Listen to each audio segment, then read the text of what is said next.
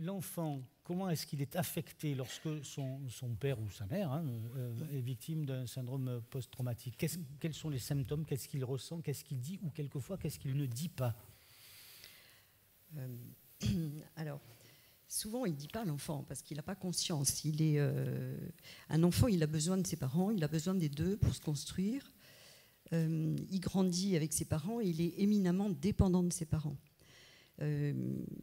Cette dépendance va faire qu'il s'adapte, il se suradapte au milieu familial. Il ne peut pas faire autrement de toute façon. Il va avoir des symptômes et c'est dans cette expression de symptômes que les pédopsychiatres peuvent intervenir. Alors, avant de travailler dans l'Aude, j'ai travaillé à Nancy pendant 40 ans dans un CAMS, donc c'était en fait un centre d'action médico-sociale précoce où on voit des petits de 0 à 6 ans. Et Nancy est un milieu qui était très militaire et j'ai eu l'occasion de rencontrer beaucoup d'enfants de militaires. Et c'est parfois à l'occasion des consultations et des symptômes qu'expriment les enfants qu'on a l'occasion de questionner. Alors c'est souvent la mère qui amène l'enfant chez le pédopsychiatre. C'est plus maintenant les pères, depuis plus récemment. Mais enfin, en tout cas, quand j'ai commencé, c'était plus les mères. Et à l'occasion de l'élaboration de quand a commencé ces symptômes, quels sont-ils? Et quels sont-ils alors ces symptômes? Ils sont très protéiformes en fait, ils sont très nombreux. Ça dépend de l'âge aussi. Ça dépend de l'âge, ça peut affecter des bébés, ça peut affecter des enfants plus grands, ça peut affecter des adolescents. Et comme en témoignaient Monsieur Chauvet et Madame Chauvet, d'ailleurs je leur dis ma profonde admiration pour ce qu'ils ont pu dire. Il faut un vrai courage quand on a subi tout ça, de pouvoir parler et témoigner. C'est un grand courage. Les victimes de traumatisme ont besoin d'un grand courage pour parler. Et les enfants... alors il peut être agité, il peut se replier sur lui-même. Absolument tout en fait, c'est très protéiforme. Ils peuvent être tristes, ils peuvent être très excités, ils peuvent avoir des troubles du sommeil, ils peuvent avoir des troubles de l'alimentation, ils peuvent avoir des difficultés scolaires, ils peuvent avoir des difficultés avec leur père, de l'agressivité, de l'inhibition, enfin tout est possible. Je dirais. Et Babé vous dit, il peut aussi ne rien dire. Et alors, il peut ne rien dire et il peut apparemment avoir une adaptation remarquable, et ce très longtemps.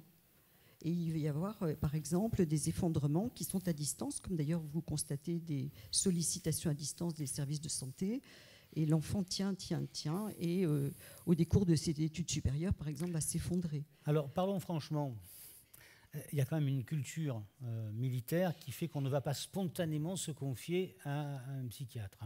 Certainement. C'est vrai ou pas? C'est vrai, oui, c'est vrai. Je ne travestis pas une non, réalité, je ne suis pas dans le cliché. C'est une réalité. Ouais. Et alors, comment vous faites? Il y a d'être militaire, et je pense qu'il y a un écueil dans le monde militaire, mais aussi dans le monde des policiers ou dans le monde des sapeurs-pompiers, parce qu'on en parle, c'est aussi des gens très exposés. Il ne faut pas craquer et il ne faut pas paraître faible.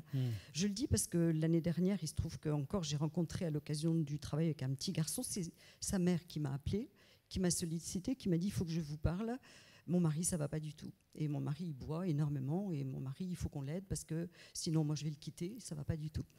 Et en fait, cet homme a accepté de venir me rencontrer. Donc le biais est un peu détourné finalement. C'est par un petit garçon qui avait des problèmes assez multiples. Et cet homme a accepté de venir parler. Et on a fait un petit peu son parcours. Et quand je lui dis, écoutez, là, moi, je ne peux plus vous accompagner, puisque moi, je suis dans une unité pour les enfants, c'est compliqué d'assurer des soins spécifiques pour des adultes. Il m'a dit, mais je ne peux pas, comment est-ce que je vais dire que j'ai besoin d'aller voir un psychiatre? Et là, tout est dit. Je pense qu'il y a alors, la honte qui reste attachée à ce besoin de recours psychologique, parce que le psychologique, c'est beaucoup plus... comment dire, la représentation sociale et personnelle, notamment dans le monde très structuré de l'armée, avoir recours au psychologique, c'est un aveu de faiblesse. On ne doit pas craquer, on doit rester très performant, on doit rester très bon. Alors et donc, c'est très compliqué d'aller faire cette demande-là. Ces enfants qui viennent vous voir, alors, ils ont le choix de faire appel à un pédopsychiatre de l'armée ou alors dans le civil, non? Comment ça va? Alors, on n'a pas de pédopsychiatre. Il n'y a pas de pédopsychiatre dans l'armée. Dans l'armée. Voilà. C'est une information intéressante. Oui, on n'a pas de pédopsychiatre dans l'armée. C'est-à-dire que pour effectivement, il faut qu'ils aillent voir nos consoeurs civils, voilà, ou alors par la DALAM aussi, de pouvoir des pédopsychologues, c'est possible aussi, mais on n'a pas de pédopsychiatre dans l'armée. Donc ils viennent vous voir. C'est les services, je dirais, civils par opposition au monde militaire qui assurent une très grande partie de la prise en charge, en tout cas des conséquences au niveau des enfants et de leur mère.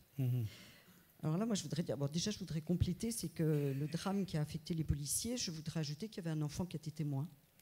On le passe sous silence, cet enfant-là. Mais je pense que sa vie entière va être affectée par le fait qu'il a été témoin de l'assassinat de ses parents en face de lui. Vous m'avez dit deux choses lorsqu'on s'est croisés. Vous m'avez dit, quand même, une évolution est en cours. On vient plus facilement, pas encore spontanément nous voir. Et bien en même temps, vous avez dit des générations entières d'enfants ont été, entre guillemets, sacrifiés. Ça, c'est pas rien de dire des choses comme ça. C'est des mots forts, mais c'est vrai que c'est tout nouveau de parler du syndrome de stress post-traumatique. C'est tout nouveau de s'intéresser aux victimes. Et c'est tout nouveau de prendre conscience de la clinique de ce syndrome. C'est-à-dire qu'au début, par exemple, les conséquences qui pouvaient être, je ne sais pas, on parle de l'alcool, on parle des violences conjugales, des troubles du sommeil, et j'en passe, de la désocialisation aussi, de la perte de travail, etc. C'était traité de façon symptomatique. On traitait l'alcool, l'alcoolisation, etc. On n'envisageait pas la globalité des troubles qui sont reliés au syndrome de stress post-traumatique. Aujourd'hui, on connaît mieux ça, dans une part des professionnels. On connaît mieux cette clinique. Dernière question, parce que vous m'avez inquiété tout à l'heure en arrivant, vous m'avez dit, mais des études récentes démontrent de façon incontestable que les conséquences d'un stress post-traumatique sur les enfants peuvent avoir des répercussions sur plusieurs générations. Oui, tout à fait. Oui, c'est bien sûr. Alors, c'est-à-dire que en fait, les symptômes que l'enfant va développer, ou le ressenti, en tout cas psychique, émotionnel, qu'il va vivre en étant témoin et affecté directement par les conséquences du syndrome post-traumatique, vont s'inscrire durablement et peuvent modifier au niveau neurologique. Et il y a des preuves actuellement également au niveau génétique, immunologique, biologique, des dégâts causés par le syndrome de stress post-traumatique. Et comme il affecte notamment au niveau génétique, mais aussi au niveau psychique, il se transmet au niveau générationnel s'il n'est pas traité.